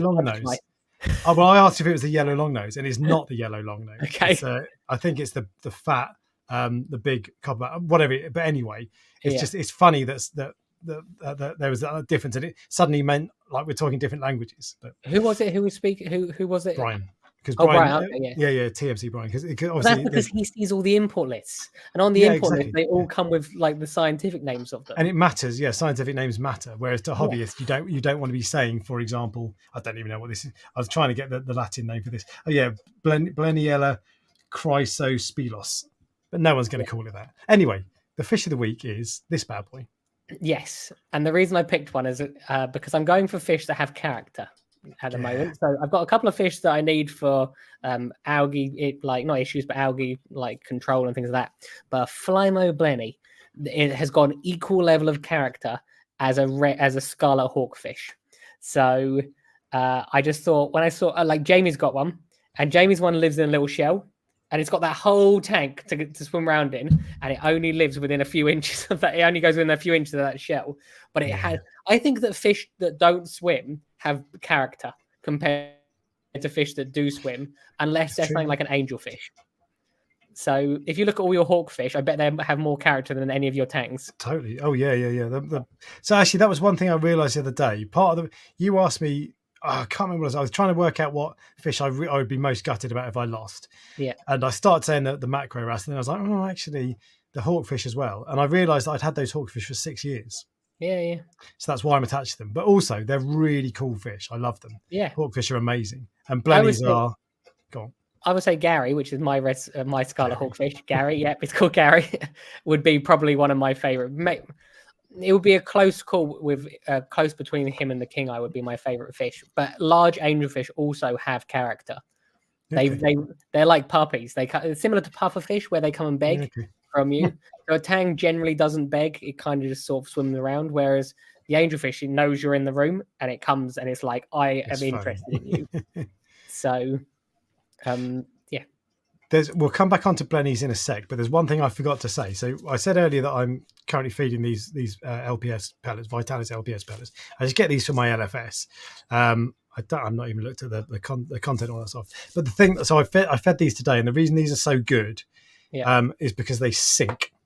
So when you hold them, when you drop them above a coral, it sinks onto the coral. And the other week I tried to do that with mysis shrimp, but it just floats away. Some of it drops, but it's so annoying. Yeah. Anyway, blennies. So blennies are awesome. I'm with you. That was a random interview. Sorry. Did someone say something about it? Or no. I was playing with. I played with stuff with my hands all throughout the live stream. I was just playing with this, and I was like, "Oh, I forgot to mention that earlier." Anyway, blennies. Just quickly on that, different fish foods actually do make a massive difference. So I've got some pellets which the fish will not eat. It's a fish food, but they will not go anywhere near. They have no interest in it, but they will eat the Vitalis stuff. So it does make a difference what you feed stuff. The only thing about issue I'd have with those, they're quite big, aren't they? And quite dense. And putting them, are they not like these, you can get different sizes. So these are the 1.5 millimeter ones. Oh, so there's smaller ones. Yeah, the 1.5 mil. I'm almost convinced that that's just the same as the fish food, but just in a different part. Yeah, probably. Yeah. They look exactly the same. I don't know. It doesn't have a price tag, so I can't tell you how much I paid for it, but it's probably more expensive. Anyway, back onto Blaze. Yes. So Blaze generally are not overly colourful. So because you get like starry Blaze, which are black. You do get some bicolor ones are colourful. Midas Blenny is cool. But they don't act like normal Blennies. No, they don't. They swim too much. Hop around the rocks, whereas Midas Blaze don't do that. So I don't really consider. I know they are Blaze, but if you're looking for a fish to do that, that's not the type I'm going for. They still do. They still act like a blenny, but they just don't. They act like a blenny 50% of the time, whereas other blennies act like a blenny all the time. If that makes sense. And I thought of all the colourful ones, this I think, other than maybe a bicolor one, this is probably the most colourful one. There's another blenny, a canary blenny, but supposedly they are more likely to nip corals. I don't know if that's true, but I think they're the ones with teeth, aren't they? Yes, correct. Fang blenny, they're also known as, I think. Is that right? Reef compatible, yes. Oh, maybe I've got that wrong. Canary blennies, they're venomous as well, so don't eat it. Yes, they are. Yeah, the venomous ones. There's some like leopard ones as well, I think, but I'm pretty sure they eat coral. Yeah, if you type in leopard blenny, they're actually pretty cool looking, but only some of them are cool looking. Most of them are just grey, and then occasionally you get some red ones with leopard print on them. I mentioned earlier, this is the blenny I'm going for. It's boring to look at. It's just mottled brown. This is like one of those gobies that they find in like random places. They're like, oh, we've discovered a new kind of goby. And it's like, boring, whatever. But you can get like 7 of them, and they hide in the barnacles and shoot out really quick to catch food. It's so funny. It's interesting that the longer that we do this, the less like you want different things. So like a new person entering the hobby is not going to buy that fish. But you are going to buy that fish because for you, its character and its behavior is interesting enough for you to go, that belongs in my tank. Absolutely. And don't get me wrong, I still love brightly coloured fish. And one of the reasons I want a yellow wrasse, or the only reason, well, not really the only, one of the main reasons I want a yellow wrasse is because they're a shocker of bright colour. That's wicked. Yeah. But for things like that, I was looking, I was like, what can I get that's a bit different? Because I've had, most of the common fish that you get, I've had them at one point. And and I still like I bought a Royal Gramma recently, bastard. We won't talk about it. But I still like them. They're really cool fish. So I still get a kick out of it. But when you find something that's a bit different, like a barnacle blenny or a scarlet hawkfish or whatever, then it's that's really cool. But so that's that. I'm trying to go for fish that that are a bit more unusual. And although lots of people will have Flymo blennies, you don't. Most people will have a yellow tang or a Scopus tang or a purple tang, or a clownfish, but not everyone would have a Flymo blenny. And I just thought, bit of character, that'll do. I'll have that. I'm well on board. Every tank should have a blenny. Yes, and I think it's your blenny, which is the one that made me go, I'm going to get one, because you have a starry blenny, don't you? Yeah, well, I did. He passed away, unfortunately, with a disease. Oh, really? Yeah, he was really cool. But he was funny because every now and then when I put my hand in the tank, he'd bite me, and it wasn't like when clownfish do it, they're a pain in the ass. Yeah, and you're like, but this guy, it was just funny, and he was pecking at me. But he did, and he did it like 10% of the time, and it kind of added to his charm. Whereas when clownfish do it, it really pisses me off. They do it every time. All the fish in the quarantine, he is the most aggressive one. So I actually really enjoy. I sit there probably for about this will blow your mind. Probably an hour and a half, 2 hours every day, because in front of a bed, I just lie on the bed and watch the fish for 2 hours. And I really, really love it. Just sitting there relaxing, and it's almost getting me back to like the very beginning where you're actually watching a tank. And from doing that, I noticed that every so often the blenny attacks all of the other fish, and he's like this.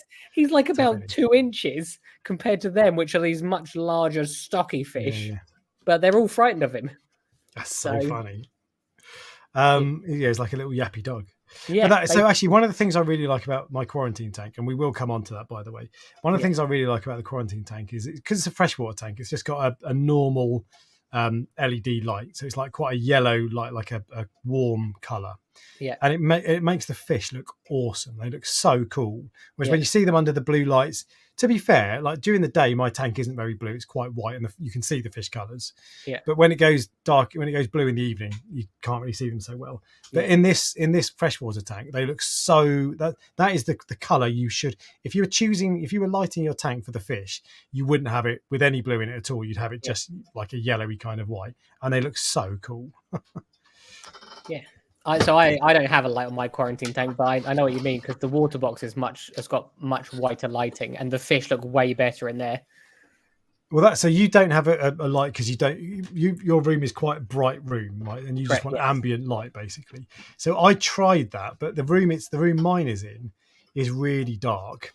It's got a tiny window, so I have to have the light because they sleep all day otherwise. So I've got a light on a timer, but because I don't want too much algae, it's an LED tube light and it points downwards, but I turned it 180 degrees, so it points up towards the lid. So it probably halves the amount of PAR the tank is getting, and so I still am getting a tiny bit of algae on the glass, but not much. See, that's why it still lights up the tank. I don't get any algae for all 40 days. I won't have to clean the glass a single day. So I haven't had to clean it yet, but I can see it would benefit from it, to be fair. It's fine, but and I already know what the Prestige Reef Coral of the Week is, but tell us, Ryan. And I've talked about it already. So I've gone for a Platygyra. So this one, and it is pink and green. It is, I don't know how different. So when fragging them, it's best, as you can see, to go along the lines. It's impossible to always go along the lines, but where possible is to. And I've had Platygyras before, and they're not an issue. But I've had it for a little while. I think I've had it probably for at least maybe 6 weeks. I had it before the show. And it's funny because sometimes when there's a coral that I really like, I actually don't want to frag it. And I've had so many people say, just from that picture, including you now and Jamie, going, I want a piece of that. I've got 18 pieces, and I think probably I've had 12 people inquire already. Because I'm terrible. I should wait for it to heal, then put a picture of it, and then sell it all in one go. Sell it. But I fragged this today. I'm going to take a picture of it and put it up. You should also wait till it's available for sale to make it the Prestige Reef Coral of the Week. No, I know, because then people will go and buy it. But as I said, it's not often I get a coral and I go, actually, I want to keep that myself. Like, that's one of the pieces I want, because you don't get that sort of highlighter pink color very often. What I should do is I should do pre-sales. I should just put a picture of it on the website, and then people can buy it now if they want. And then if it takes a month for it to heal, then that's fine. But I don't really like having people's money and owing people stuff. I don't like that. I've seen some similar. I don't know if it's the same, but they look very similar. I've seen a couple of similar ones in shops. But they're colonies. So they're not fragged up exactly, and I don't want a colony. Most people don't, but most people want fragged. And you said, didn't you say they were like hundreds of pounds for those colonies? Oh yeah, I can't remember how much it was. It was expensive, as it should be, because it's a really nice coral. Yeah. Do you know how much you're going to sell frags to that for? I need to see how many, because basically if I lose some, the rest of them will increase in price. So I don't want to say it's going to be this much, because if I lost half of them, all of a sudden this much doubles, because you have to make a certain amount of so if it costs you £100 for the coral, you have to sell it for 200, for example. But we shall see. It shouldn't be cheap, because it won't be cheap. Is your you got 12 people who want it already on day one. It's not going to be like a £10 coral. Supply and demand. Will you keep a frag as well and grow it out? 100%, because they grow. They do grow out. I don't know how fast they are. I have one platy gyro already, and it's slow grower. But yeah, so I had some green ones which did well, and I sold sometimes I sell everything, all of one thing without realizing, and then go, oh, I thought I had that piece, and now I've sold all of them. But one of the interesting things, I had a Dragon Soul Favia which came in on my first ever coral shipment, like ever, probably 4 years ago, and yesterday was the first time I'd had enough pieces to frag it. That's how it's taken 4 years to get to sort of like that big. Now it might not have been in the correct environment, which is why it's grown so slow. But it's I've moved it over to the LPS tank. It was in the SPS tank, so maybe it didn't like the lower nutrients. And when you said that big, it was about 6 inches across. Yes. There you go. I got you, podcast people. I get in trouble, don't I? You do. Okay, so that is the Prestige Reef Fish and Coral of the Week done. Yes.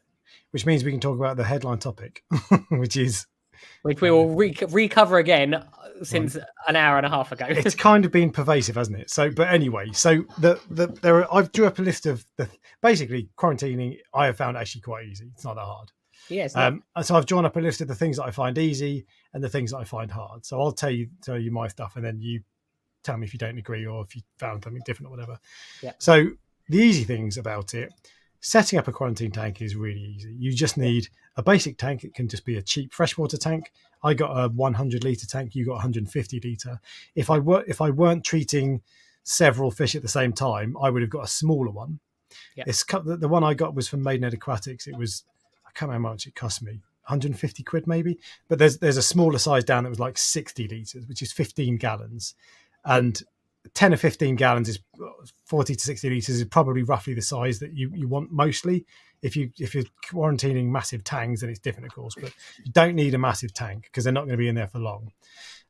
So really simple tank. And the tank that I got came with a light, a filter, and a heater.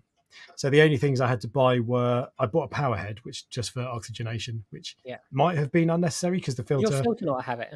It does, but I wanted a power head as well, just because. And it was like 30 quid. It's a DC one, so it's just on all the time.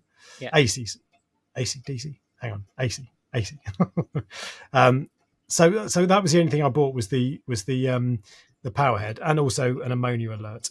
Yeah. Steam alert disc. So you can swap the power head with a bubble machine. What's the bubble? Airstone. Yeah. So you don't really need much at all. A couple of bits of plumbing, like big plumbing connection T joints for the fish to hide in. I also bought some fake aquatic plants for the fish to hide in, and my hawkfish, my long-nosed hawkfish, hides in it all the time. I feel like it makes them a little bit more comfortable, maybe. Yeah, I don't know. That's it for most people. I also have a small sand tray because I got a wrasse in there, and he sleeps in it. I've seen him, although he's a bit thick. It took him a while to find it, and I don't think it's not very big, so it's not ideal for him. But that's basically all you need. And then in terms of treating, this is where it can get complicated, but actually to do it generally, it's easy. So the treating I'm finding really easy, and this was a bit I was nervous about, was using copper. Because copper is a poison at the end of the day. And what you're trying to do is add enough poison that it kills the parasite without adding so much poison that it kills the fish. And that, to me, that if you've not done it before, that is a scary thought. That prospect is like, oh God, how is it really? Is it like if I go 1% too much, is it going to kill everything? And even if I'm running at a 2.5 parts per million, that sounds a lot. Is that going to cause problems? So far, and again, I'm really early on in this. No problems whatsoever. It's been absolutely fine. There are some fish that don't like copper. You can't treat them with copper. Fish that don't have scales generally, I think, and various others, which I'll come on to in a second. But the copper for the fish that are in there now and are doing well, it's really easy. I use copper power, which is chelated copper, and that supposedly doesn't get absorbed. It doesn't precipitate or whatever, so it stays. Yeah. So if you dose 2.5 parts per million worth of copper power, which there's an online calculator. You Google copper power calculator, it will tell you you've got 100 litres of water and you want it to be 2.5 parts per million. You need to add X milliliters of it's really easy to work out. Really, really easy to work out. So you put it in and then it pretty much stays there. I have found a couple of times that it's dipped slightly. So over the course of about a week, it'll dip about 0.1 parts per million, so from 2.5 to 2.4. But then I know roughly 1 milliliter is roughly 0.1 parts per million. So I just put another milliliter in. And the only other thing I've had to buy is a Hannah checker for the copper power. Yeah. And that's a bit of a shame because they're quite expensive. I think it was the thick end of 100 quid. I think they're about 80, 90 quid.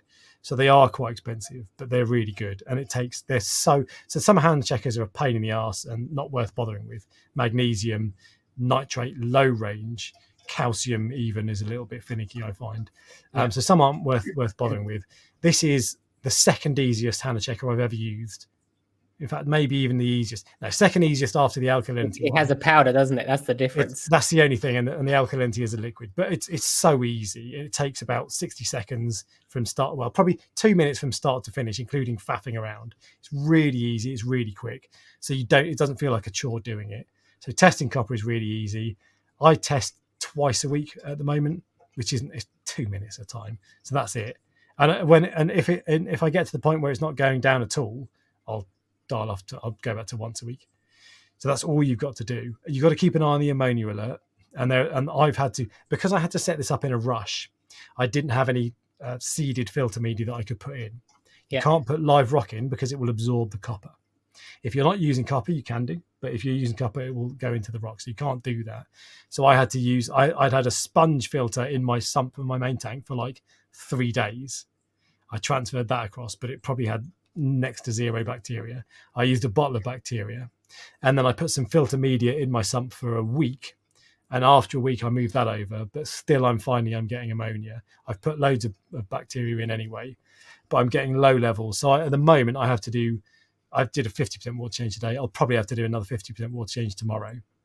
But in the future, I now have Fluval Biomax filter media in my sump, in my main tank, and that stuff does not absorb copper.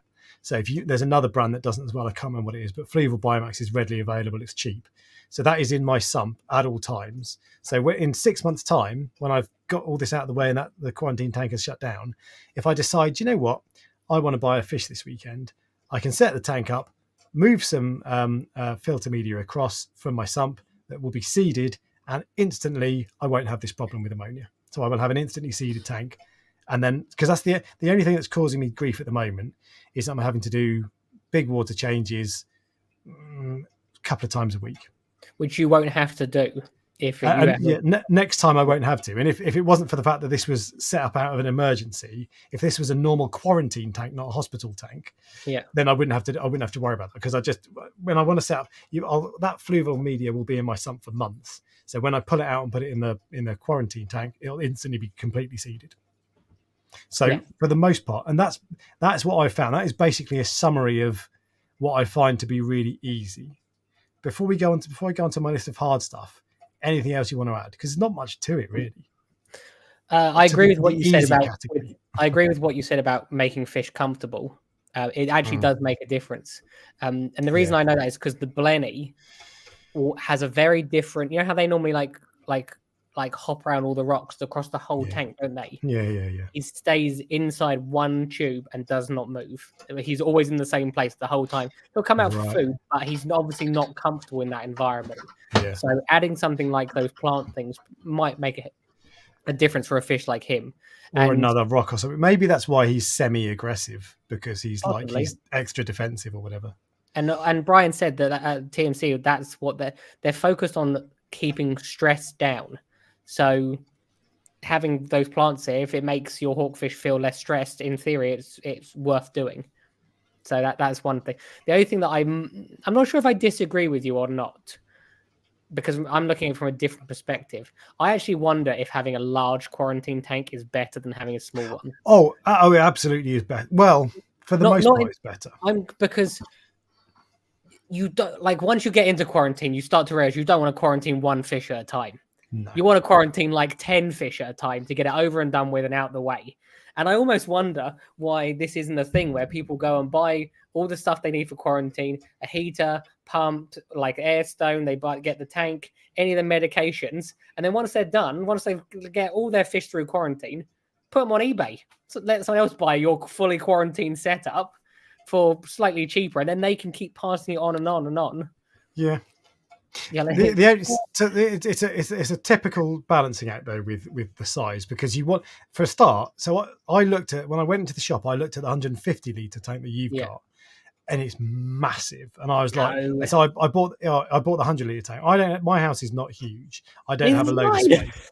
No, I'm not saying it is, but I don't have a load of space. Yeah. And so having that tank, it would have been too big. And the other thing is, and when I break it down, where am I going to put it? I don't have space. That's for what it I mean. else. If you can quarantine them all in one go, you can then sell it. Yeah, but then you sell it, and you go into a local fish shop one weekend, and you're like, I want to buy that fish, and you're like, oh, I've got to go and buy it again. And so I want to be able to store it out of the way. And the other reason it's good or the other two reasons it's good to have a smaller quarantine tank is water changes are easy. So a 100 litre tank, it's easy to do a 50% water change, or easy enough. If you've got 150 litre, it's getting a bit more difficult, and you're using more medication. Some of the medication is quite expensive. So there's pros and cons. I think in an ideal world, you'd have a massive, like you'd have a 4-foot one. But I think for mine, for this 100 litre tank, it's less than 3 feet, but it's about two and a bit feet long. And that's plenty. For the fish I've got in there, they seem happy enough. So ideally, I would have a bigger one for treating more fish, but it's okay. You don't need, and if you're only treating one small fish at a time, you don't need a big No, of course. The reason I want to quarantine lots of fish at the same time is because not just about the time, it's about they're about to go in, or they eventually will go into the water box tank, and that yellow tank that's in there will not be happy. So I thought if I had 3 tanks, it won't know which one to be annoyed at on day one. So the aggression is dispersed. If I'm quarantining one fish at a time, each one of those fish is going to get that same like aggression directed at it directly, rather than multiple fish. If you see what I mean. That's why I think there is a benefit to doing multiples at the same time. But yeah, you are it comes down to, like as you said, how much room there is and how much you want to spend, but also the price. The more fish you do at the same time brings down the cost of the quarantine, because although you use more chemicals, if you shut it down, restart, you're using more chemicals than you would if you weren't. I just don't think most people are going to buy 10 fish at any one time. EIY Kuma, but then there's options. If you are, then get bigger. He said, what happens to shrimps during this period? So in my tank, they just sit in the display tank. You can't put them in the quarantine tank, of course, because the copper will kill them. And you can't put any invert in with copper because it'll die. But they just sit in my tank and just. Actually, I don't have shrimp, is the honest answer. But all my inverts just sit in my tank and get on with it. And I'm still adding food. And his other question was, what's the minimum tank size, especially if you have tangs? I'm not sure. So I'm thinking about using one of those Fluval ones. Are they 50 litres? Fluvivo, yeah, okay. It's a bit less than that, actually. So if I get halfway through this quarantine and I want some more fish, I'll probably use a 50 litre one. Okay. I know someone's got one. The only other thing I know. The only other thing I should say at this point is so he's asking questions. Obviously, we're going to answer them, but actually, the best answer is go and check out the Humble Fish Forum. Correct. Yes. I've been doing this for 2 weeks. You've been doing it for 6 months. So if you want to know what the minimum size is for tangs, ask Humble Fish, because he's treated 1,000 fish and he's seen 1 million fish. So other people do it. So there are better places to go, but. Yeah, and I'll at some point when I've got a bit more used to it, I'll make a proper video about it. And this is just because this podcast, this live stream is just a chat, isn't it? It's not a proper like advice thing. But this is why we need to get Elliot from Marine Collectors on, because he'd be really good, because he actually knows what he's doing. Wouldn't you be surprised if you got a message from him going, "Listen, I'd listened to your podcast the other day, and I'd like to come on"? That would be the biggest surprise. Yeah. But I should message him. I'll message him at some point. I'll wait until I'm ready until we're ready to have another guest on. But, but if you did message me, it'd be amazing. But anyway, okay, difficult stuff then. Stuff that is fiddly with because there's always difficult parts of it. As a general rule, actually, quarantine is quite easy, and it's not difficult. You shouldn't be intimidated by it. It is a bit more work. It takes up more space. It is a bit of an expense, but it's not that bad. Do you think everyone should do it? No. Interesting. Okay, let's keep going. We'll get to that later. Okay, we'll come back onto that. We've still got news to do and we're running out of time. So the things I find difficult, a lot of the medications are difficult to get hold of in the UK. So Metroplex, which treats Brooklynella, You can only get that from the US. I ordered that 2 weeks ago. Still hasn't arrived. Yeah. I keep thinking it's going to arrive any day, and it's just nowhere to be seen. I bought it from a UK website, but it turns out they ship it in from the States. I think they do anyway. I need to chase that. But there are some medications that are in the States easy to get hold of, but in the UK we're a bit more fussy, so you can't get hold of some of the medications. Copper power, no problem. Yeah. But some medications are more difficult to get hold of. Linked to that is that what was I going to say? You can make it quite complicated. So I'm doing it fairly simple. I'm treating with copper and with Metroplex, and that will get rid of all the diseases I think I have. And that's quite easy. Just 2 medications, and they can go together. But if you start treating for all sorts of other things, flukes, intestinal worms, various other diseases like what's it called? What's the one that chromis get? Urinema. Various other diseases. You'll find that you'll need to treat various different things. And if you look at the list of medications you can use, it's not just 2 or 3. It's probably about a dozen, maybe even more. So you can make it complicated if you want to do it really thoroughly. So there's always grades of quarantine. There's like if you're quarantining, you don't just do one thing.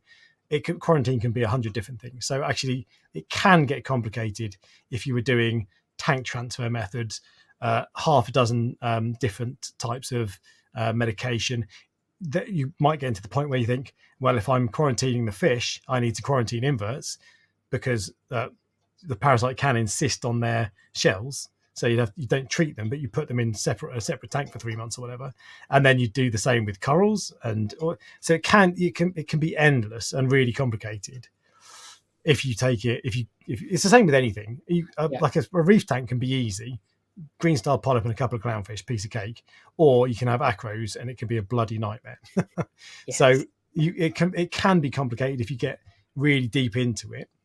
And if you decide you want to quarantine everything wet, which is really technically what you should do. And some fish don't like copper. So you might think, oh, great, I want to buy a wrasse. Some wrasses don't do well with copper. Pipefish don't do well with copper. Various other fish don't do well in quarantine. Most do, but there are some that don't. And you could be caught out if you didn't do your research.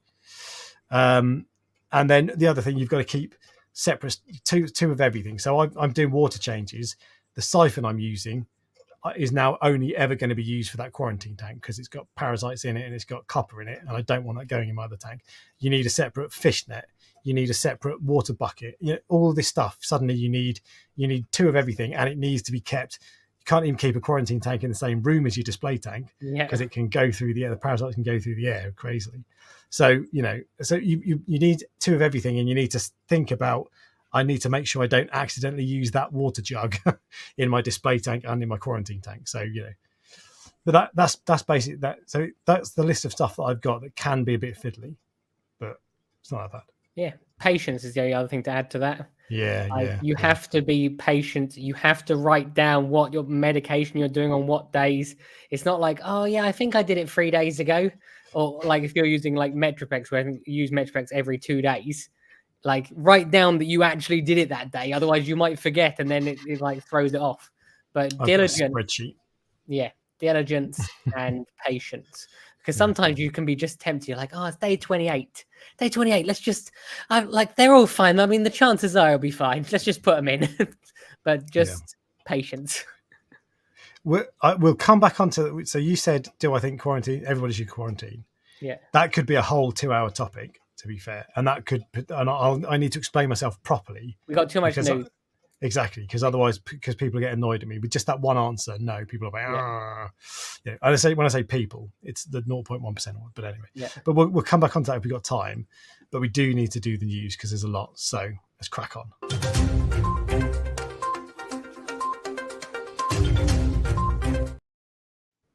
Okay. Actually, one question. Do you recommend the HANA Copper Checker as a must, or the recommendations in the forums are spot on? HANA Checker that's what recommends, and it's really easy and it's accurate. I can't remember why. I think it's some of the liquid test kits aren't accurate. That might just be for ammonia. I can't remember why, but the HANA, that's the one that everybody recommends. Yeah, it's expensive, but it's really good, and it makes it easy, so you're more likely to. Right, news. I'm going to cut that out. Danny, it's very, very quick actually. Have you seen Danny's Aquarium's new tank? Yes, I saw it the other day with the trees and the mangrove. Yeah. It's like 7-8 feet long, 9 feet long. It's massive, lagoon style, shallow. Looks wicked. I was going to show videos of it, but I'm not going to because we've got to rush through it. But it looks really cool. He's done another update today actually, and yeah, it's just going to be awesome. He's going to have shoals of cardinal fish and all this sort of stuff. And he keeps saying, "Oh, keep staying tuned because there's lots more to come." Yeah. So I want him. I don't know if he's going to have like chameleons above the water. I don't know what he's going to do, but I'm excited to see what he's got coming. He's using macroalgae, isn't he? As well. Yeah. He is adding coral, but he's doing a sort of a mix of all different things. Indeed, but it looks really cool. So Danny's Aquarium, go check it out if you've not seen it. And then there was something else as well. Oh no! Oh, here we go. So. Did you see? You would have seen this, Ryan. The wild, nature has wasted a perfectly good Japanese masked swallowtail angel, and I did see it. I did see it. A hybrid. I was like, it's very rare for hybrids to actually be better than the originals. So I did see it, and I was like, that is just an ugly fish now. For the right person, what is it? It was a Genicanthus melanospilos. Crossed with the Genicanthus semifasciatus. And I think it's the semifasciatus, which is the one we want. It is, and I think the other one is just a normal Japanese. It's just a normal swallowtail. Okay. But the Japanese masked swallowtail angel, which is a really nice one, has been, they found a hybrid of that. And that to me is like, why didn't it just mate with a normal, Japanese masked swallowtail? Yeah. They basically took the nice color away. Than the yellow colour on it, yeah. But I think that was just a naturally found hybrid, so I'm just annoyed at the fish. Next up is, so we got some light news, Ryan. So this is one I missed actually a while ago. There's a new, it's not really new anymore. This was out in July. I only saw it on Facebook this week. There's a new Orphec icon. So they're big. Their big LED panel. It looks a lot like from the top, which you can't see. It looks a lot like an ATI Sun Power. So it's quite an ugly light. It's massive, but you don't hold back, do you? Well, it is. But the people who like these lights love them, and they give complete coverage, physical coverage. Yeah. And I've seen tanks lit with them, and they look very good. They do a really good job. So if you like Orphec, they won't be for everybody, but if you do like them, they've upgraded it, and there's a new design. And not only that, but they've also brought out new Orphec bars. LED bars. Also ugly. Also, I don't mind these so much. Actually. I'm joking. I was just going to what you said. Okay, yeah. These, I think these are okay. I had one of these a while ago, and the only thing I didn't like about it was either on or off. So you have to have it on a plug timer, so it doesn't ramp up and down and all that sort of stuff. Yeah. These ones, the new one, OR4, and I think I had an OR3. They are dimmable. They've got dimmableness built in, so you can do it via, I think it was a Bluetooth or a Wi-Fi app. So that is now a built-in feature. And there was something else. You can upgrade if you've got an OR3, it said you can upgrade it if you buy the power supply from the OR4, your old bars will now be dimmable, apparently. Double check that, but I think that's right. And if I had an OR3, I'd buy the power supply. Ryan's laughing. It's because there's riveting news. There were some other improvements that the manufacturer talked about on the light bars, but it was all boring stuff, and it was about spread and angles and all that, angles of reflection. I was like, I don't care. G2, there's the Night Crew Hyper Reef, which is this budget light. There's currently a Generation 1 out for sale, and as I said earlier, G2 is now around. I don't know a lot about it, but I'll get it next week probably, and I'll know more about it then. But it looks like it's got some fancy upgrades, better spread. I think controllability built in. Maybe it still needs a controller. I'm not sure. But, a budget light is also coming. So if you like budget stuff, there's another option. Filter rollers. How do you feel about filter rollers, Ryan? Love them. Love them. Tell me more. Tell me more. I've got good news for you then, because there are two. So the first one is I'm just going to move this across here. First one is the innovative the Aquamedic one. This actually looks all right. He's so bored. No, it's because people in the chat are going, Ryan's getting better at this. So as in they're going, Ryan's looking slightly less bored than usual. I'm not sure you are, if I'm honest. But this, so this looks all right. This has a similar mechanism to the Innovitech for anyone who was around 7-8 years ago when these started to come out. In that you don't have to plumb it into your plumbing. It's just got a box at the back, so you can just slide the pipe in the box, which also means you can put your emergency overflow down there as well, which some people will like. I'm literally getting messages saying you're starting to glaze over. I'm just going to mute you for a second. There we go. Look at all the mesh in the chat going, we're losing him. We're losing him. Right, can I just go me? Oh no, it's just me. That makes it worse. But the other thing with this is you can pull that. So the roll changing mechanism looks like a good mechanism here because you can pull the whole thing out in the middle. So it's really easy to change the roll. Ryan doesn't care. I'm going to try to wrap up. There are a couple other things with this. Filter roller. If I was in the market for a new filter roller, if I was in the market for a new filter roller, absolutely, I'd be riveted. But I'm not talking to you, Ryan. I'm talking to the people. That's what then news you shouldn't be annoyed if I zone out. Oh, God's sake. The other things about this is 150 quid, which is very cheap, about half the price of the other ones on the market. It's quite basic, but it's still cheap. And what else was there? You can plug in a return pump straight away and just plumb it in if you want a separate pump on it instead of going through your main downpipe. And I'm going to rattle through this really quickly because even I was bored of this. There's another filter roller that was from Innovative Marine, and it slots into an Innovative Marine tank. But this was short on. It didn't give details. Oh no, it does give the details of the price, $160. But that looks. I for whatever reason I was less interested in that. But there is an Innovative Marine filter roller out as well. So everybody's bringing out Innovative Marine filter rollers basically. Ryan, do you have any comments on the filter rollers? No comment.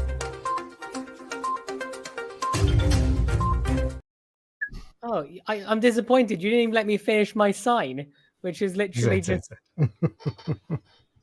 So I really rattled through that because I knew I was going to lose you. But to be fair, the Aquamedic one looks all right, but the rest of it wasn't that exciting.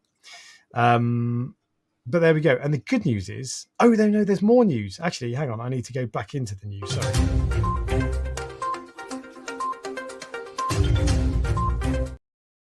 Get my money's worth. No, it's good news, Ryan. Oh, good news. Good. I'm up. Get my money's worth out of the news intro. Aqua H 2025. Yeah. It's already been announced. I meant to look at the website for more details. It's already been announced. The website is up. There's details of next year's event. And they've sent out a survey. So I actually got 3 surveys because they've sent out a survey to the vendors who were there, to content creators, and to guests. And I got all 3 for whatever reason. I'm only going to do I'll probably do the guest and the content creator one, to be fair. Yeah. But so there's a survey. So if there were things that you've got that you didn't like about it, now's your time to give them feedback. Do the email and say, this was rubbish, this was rubbish, this was rubbish, and they'll change it. Or they won't necessarily change it, but they do listen to feedback, and the fact that they're asking for feedback is very much a good thing. Have you seen the picture of the venue? They've gone for a bigger hall. It's a bigger hall. So last, as in the one that's just gone, apparently they obviously they've had the ticket numbers in, and it's 3,500 people attended. They have booked a hall for 7,000 people or 7,500 people. Yeah. And it has a lot more space for vendors. Look at the stage as well. Yeah. So I've told them I want that 125, the one right in front of the door. So, but I have a feeling that it's going to be priced per location. So that one might be very expensive, very much in demand. You're special though, right? Well, am I? Not the way you want to be special. No. But yeah, so they've got double the size of hall, a much bigger hall. They're aiming for 100+ vendors, which would be amazing. They're aiming for double the amount of tickets. Basically, everything is double the size. Yeah. And this shows how much of a success it was as well. By the way, I believe they can do it. I genuinely believe they can do it, and the reason I believe they can do it is because, there was this massive unknown. There was a bit of uncertainty at the beginning, where obviously it was put back. It was May, and then put back to September, and no one knew if it was going to be good or anything like that. All of a sudden, everyone's gone. Actually, for a first attempt, it was good. And it was good for any attempt, if you see what I mean. But I know there were some people going, there wasn't enough reptiles or there wasn't enough freshwater. Yeah. But all the people that are into reptiles that were going, not really sure if this is for me, now know what it was and are more likely to go, actually, yeah, I'm in it this year. So I think that's why they've gone. They've done, and even because they cancelled it, or they didn't cancel, they postponed it early on, didn't they, and put it back to a different date. So there would be people who were thinking, don't know if it's even going to go ahead, and now you've seen that it has happened, and there will have been vendors who were like, not sure about it. They'll be there next year, and some people would have been like, if it's going to get cancelled again, I don't know. Whereas now it's like, and the fact that they're ambitious. I like that, because if I'm quite risk averse, I would have been like, let's do the same thing again, do what worked. But they're pushing it, which is great. No, we both know the owner of it, and he is someone who is very ambitious. He wants to do something bigger and better, and yeah. So I actually am really looking forward to it. I'll be honest with you, and already I'm thinking, because my plan this year is to get 3 tanks made. Either 3 4-foot tanks or 3 5-foot tanks. So if you're in the tank making market, let me know. Get in touch. I'm not sure if I want to have acrylic tanks or glass ones. Obviously acrylics will be a lot more expensive, lighter, but they are a lot lighter. And one of the issues is a table to put them on that won't fall apart. Right. So these are all things that need to be thought about. But I can't wait. I love the last one so much. It was like the best day I've had in probably years. So I want that again, basically. Good. Well, there we go. That is the end of the news this time.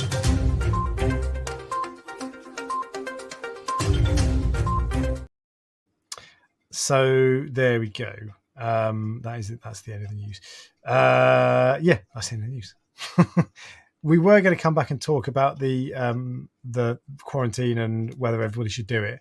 No, very brief. I'm just going to briefly tell you why I don't think everybody should do it, because it's still an extra barrier to entry, and not everybody can dedicate the extra time. And if like, this hobby can't be a lifestyle for everybody. Okay, it has to be a relatively low effort thing for lots of people. And if you had everybody, you had to do that.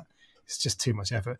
At the point I got to when I had so much that was I'd invested in terms of time, effort, money, and the fact that I've had these pets for years, you've got a lot to lose then. So I think it makes absolute sense for me to be quarantining, but I don't think it's still you can get it wrong, especially if you're new to the hobby. Ammonia spikes, all that sort of stuff. You might not buy a Hannah copper checker and all that. But the other thing to take into consideration is nano tanks are the most popular tanks, and in a nano tank you have 3 fish, and the chances are you can get away with 3 fish most of the time.